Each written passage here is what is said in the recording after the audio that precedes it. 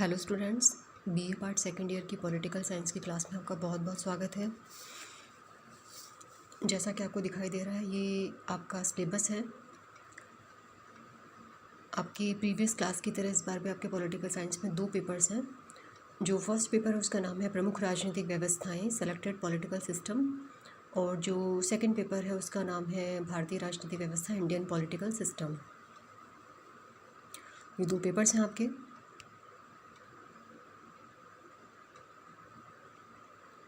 जो प्रथम प्रश्न पत्र है प्रमुख राजनीतिक व्यवस्थाएं, सेलेक्टेड पॉलिटिकल सिस्टम, इसमें आपके 3 यूनिट है, यूनिट ए, बी एंड सी। जो यूनिट ए है उसमें है ब्रिटेन। यूनिट बी में जो कंट्री है उसका नाम है संयुक्त राज्य अमेरिका। और जो यूनिट सी है इनमें है चीन, जापान, स्विट्ज़रलैंड। ये आपके यूनिट्स हैं। देखिए, इसमें आपको किस प्रकार से स्टडी करनी है। आपको इन देशों की राजनीतिक व्यवस्था का अध्ययन करना है। वहाँ की विधायिका, कार्यपालिका, न्यायपालिका किस प्रकार से कार्य करती हैं, किस प्रकार की उनकी शक्तियाँ हैं, वर्तमान में क्या ट्रेंड्स हैं, राजनीतिक दलों की क्या व्यवस्था है, इन सब के बारे में अध्ययन करना है। और ये जो स्टडी करनी है आपको, ये एक कंपैरेटिव अप्रोच यानी कि तुलनात्मक दृष्टिकोण अपनाते हुए करनी है। तो ये आपका पहला पेपर है और आज जो हम अपनी क्लास स्टार्ट करेंगे वो आपके फर्स्ट पेपर की यूनिट ए के ब्रिटेन चैप्टर से करेंगे। तो स्टार्ट करते हैं।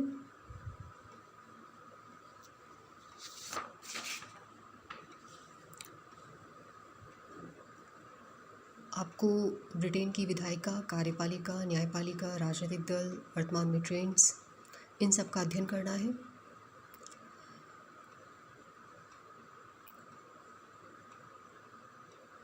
आपने सुना है इंग्लैंड का नाम, आपने सुना है ग्रेट ब्रिटेन का नाम, और आपने सुना है यूनाइटेड किंगडम का नाम।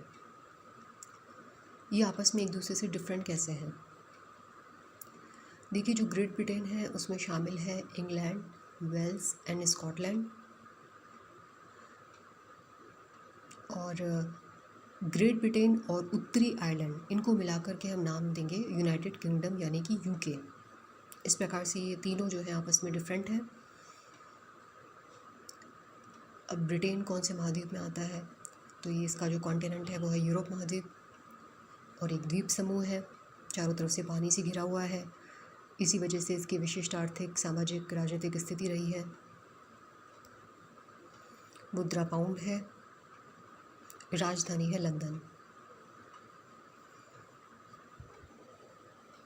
देखिए, हमें ब्रिटेन की हिस्ट्री के बारे में बहुत ज़्यादा गहराई से अध्ययन नहीं करना है। हमें यहाँ सिर्फ उन क्वेश्चंस का अध्ययन करना है या फिर सिर्फ उन बिंदुओं का अध्ययन करना है जो आपके एग्ज़ाम के पॉइंट ऑफ व्यू से इम्पॉर्टेंट है। देखिए, ब्रिटेन का जो इतिहास है उसमें प्रारंभ में ऐसा नहीं था कि वंशानुगत राजतंत्र की व्यवस्था थी, यानी कि ये राजा का बेटा ही राजा बने, ऐसा प्रारंभ में नहीं था। राजा का जो चयन होता था वो विड्स एंड मॉट यानी कि बुद्धिमानों की सभा होती थी, उसके द्वारा किया जाता था। अब इसमें कौन कौन शामिल होते थे? तो इसमें राजा के रिलेटिव्स, कुछ चर्च के अधिकारी, सेना के अधिकारी, कर्मचारी इत्यादि जो प्रबुद्ध वर्ग होता था वो शामिल होता था। और इनके द्वारा राजा का चयन किया जाता था। इस सभा के पास काफ़ी शक्तियाँ थी। वह राजा को, नया राजा भी चुन सकती थी और राजा को गद्दी से उतार भी सकती थी। 1066 ईस्वी में एक नॉर्मन राजकुमार था, विलियम प्रथम। वो इंग्लैंड की गद्दी पर बैठा और उसने गद्दी पर बैठने के बाद में जो विड्स एंड मॉट थी उसको समाप्त कर दिया और उसके स्थान पर मैग्नम कॉन्सिलियम की स्थापना की। ये जो मैग्नम कॉन्सिलियम है इसे ब्रिटिश संसद का प्रारंभिक रूप माना जाता है।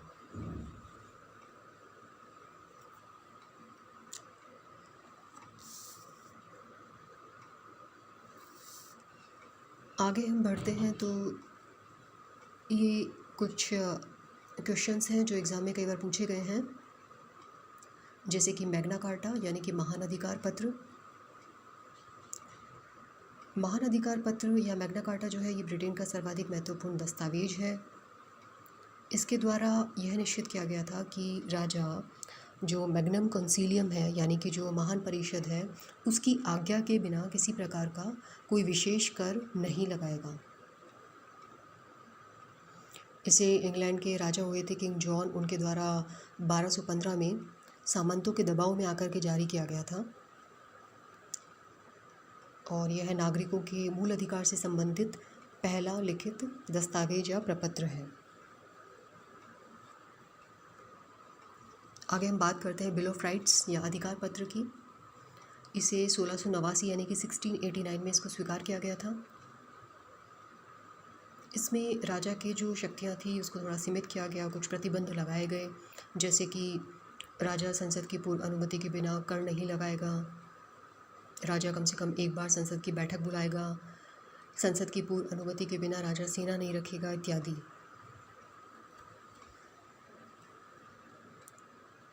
ये दोनों क्वेश्चंस एग्ज़ाम में पूछे गए हैं।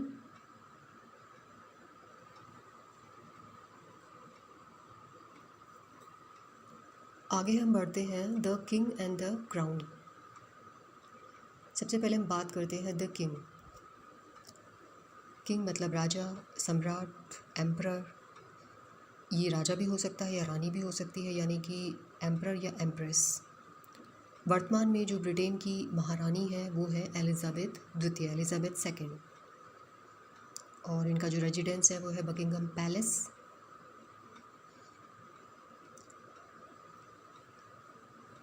ये है 10 डाउनिंग स्ट्रीट। अब 10 डाउनिंग स्ट्रीट क्या चीज़ है, या आपने कभी न्यूज़ में भी सुना होगा, न्यूज़पेपर में पढ़ा होगा। 10 डाउनिंग स्ट्रीट जो है एक्चुअली ब्रिटिश प्रधानमंत्री का आधिकारिक निवास और प्रधान कार्यालय यानी कि मेन ऑफिस है। अब हम बात करते हैं द क्राउन की। क्राउन को हम ताज या राजमुकुट भी कह सकते हैं।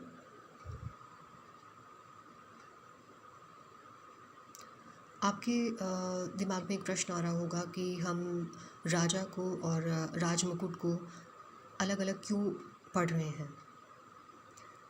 देखिए, ऐसा है कि स्टार्टिंग में राजा और जो ताज है उनकी शक्तियाँ बराबर ही थी, राजा यानी कि राजमुकुट, राजमुकुट यानी कि राजा। लेकिन जैसे जैसे वहाँ पे लोकतंत्र का विकास हुआ वैसे वैसे जो ताज है उसकी पावर बढ़ती गई। तो ये ब्रिटेन में एक पद है यानी कि पोस्ट है, देश की गौरव तथा एकता का प्रतीक है।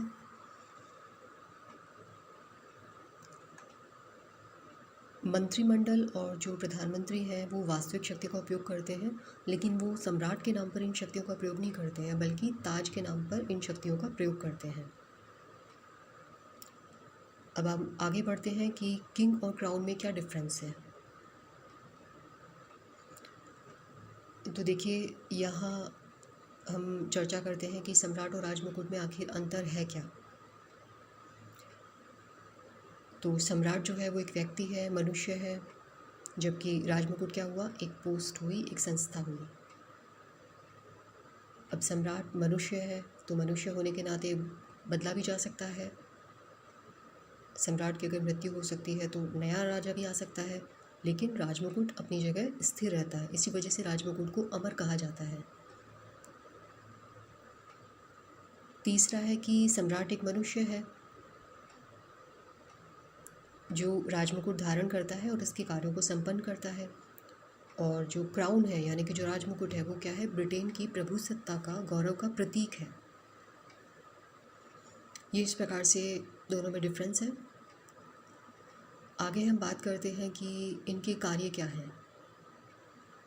राजा, राजमुकुट या क्राउन भी कह सकते हैं, इसके प्रमुख कार्य क्या हैं। तो देखिए, जैसा हमने अभी अध्ययन किया कि जो शासन व्यवस्था है वो क्राउन के नाम पर संचालित की जाती है, अतः सरकार के जितने भी कार्य होंगे वो किसके माने जाएंगे, क्राउन के, राजमुकुट के कार्य माने जाएंगे। प्रधानमंत्री की नियुक्ति करता है और उसकी सलाह से अन्य मंत्रियों की नियुक्ति करता है। इसके अलावा सरकार के अन्य अधिकारी, न्यायाधीश जो है उनको नियुक्त किया जाता है। सेना का प्रधान भी माना जाता है। ब्रिटेन में राजमुकुट को न्याय का स्रोत माना जाता है। न्यायाधीश जो है वो इसी के नाम से न्याय करते हैं। नागरिकों को सम्मान अथवा उपाधियां प्रदान करना, ये भी इनका एक कार्य है। यहाँ पे एक क्वेश्चन बनता है कि सम्राट राज करता है, शासन नहीं।